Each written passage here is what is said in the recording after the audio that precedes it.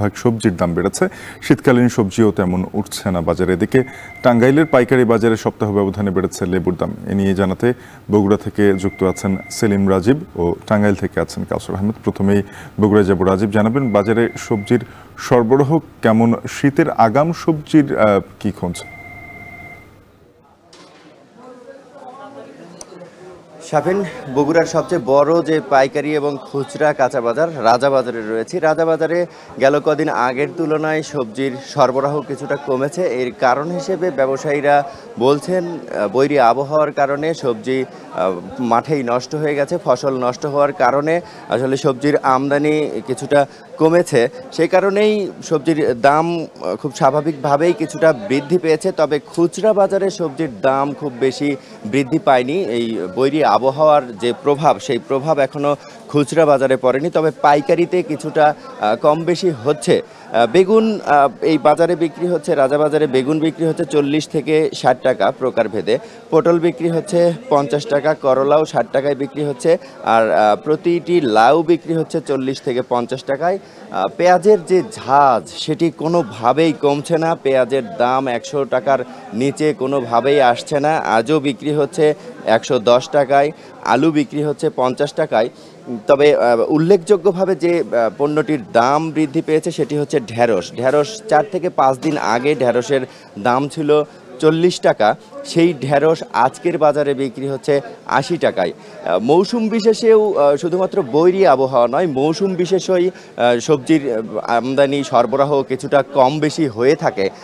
এই সময় শরতের শেষ সময় চলছে। শরতের শেষ সময়ে সবজি, যে শীতকালীন সবজি, আগাম জাতের যে শীতকালীন সবজি, সেই সবজি চারা রোপণের সময় এই সবজি হেমন্তে বেড়ে উঠবে। হেমন্তে সবজি বেড়ে ওঠার পর হেমন্তের একেবারে শেষ সময় থেকে আমরা শীতকালীন যে আগাম জাতের সবজি, সেই সবজি পেতে শুরু করব। বাজারগুলোতে সবজিতে ভরে যাবে। তখন সবজির দাম কিছুটা বৃদ্ধি পেলেও কিন্তু আমদানির কোনো ঘাটতি থাকবে না।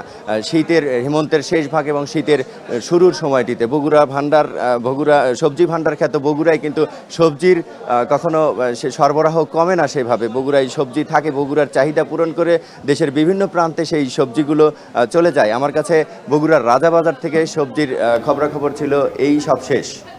এবারে একটু টাঙ্গাইলের খবর জানতে চাই। কাউসার জানাবেন যে টাঙ্গাইলের বাজারে নিত্যপণ্য সহ সবকিছু, বিশেষ করে লেবুর দাম বেড়েছে জানাচ্ছিলেন, এ সম্পর্কে বিস্তারিত জানতে চাই।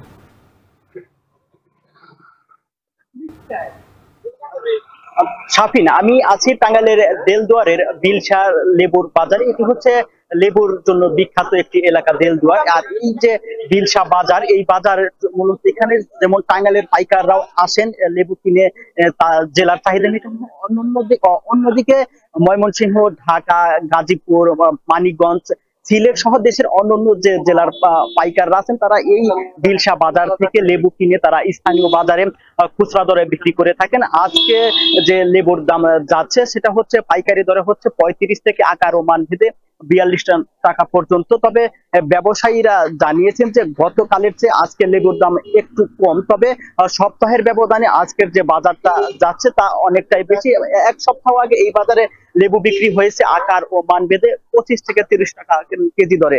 আর এই বাজার থেকে প্রতিদিন প্রায় 35 থেকে 40 বস্তা লেবু দেশের বিভিন্ন জেলায় রপ্তানি হয়ে থাকে। আর এখানে বিলশা ছাড়াও পার্শ্ববর্তী ভবানীপুর, দারিয়াপুর, কুতুবপুর, বর্ণি সহ অন্যান্য প্রায় 15 থেকে 20 গ্রামের যারা প্রান্তিক চাষি রয়েছেন তারা এখানে আসেন লেবু বিক্রি করতে। আর লেবুর দাম বাড়ার কারণ হিসেবে চাষি ও ব্যবসায়ীরা জানিয়েছেন যে গত কয়েকদিন আগে যে বৃষ্টি হয়েছে সেই বৃষ্টির কারণে লেবুর দাম একটু বেড়েছে। তারা বলছেন যে যখন বৃষ্টি হয় তখন ক্ষেত থেকে লেবু তোলা যায় না, আর যে কারণে দামটা একটু বেড়েছে। আর এদিকে তারা বলছেন আগামী যে শীত মৌসুম রয়েছে তখন লেবুর দাম অনেকটাই কমে যাবে। আর এতে একজন কৃষক জানিয়েছেন যে 1 বিঘা জমিতে লেবু চাষ করতে খরচ হয় 10 থেকে 12 হাজার টাকা। আর এখান থেকে প্রায় 50 থেকে 60 হাজার টাকার লেবু বিক্রি হয়ে থাকে।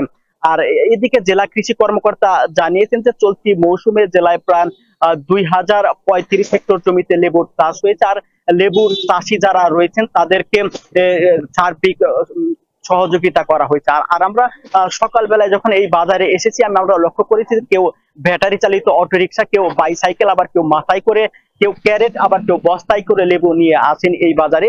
আর এখানে যে বাজারটা হচ্ছে সেটা হচ্ছে সকাল 7টা থেকে 8:30 9টার মধ্যে শেষ হয়ে যায়। এখন কিন্তু লেবুর বাজার প্রায় শেষ পর্যায়ে। তো এই ছিল টাঙ্গাইলের লেবুর দরদাম নিয়ে সবশেষ। তাপিন। টাঙ্গাইল থেকে সহকর্মী কাউসার আহমেদ জানাচ্ছিলেন লেবু নিয়ে। এর আগে বগুড়া থেকে সেলিম রাজীব জানাচ্ছিলেন শীতকালীন আগাম সবজির সরবরাহ খুব একটা না বাড়লেও ঘাটতি নেই বাজারে। এবার একটু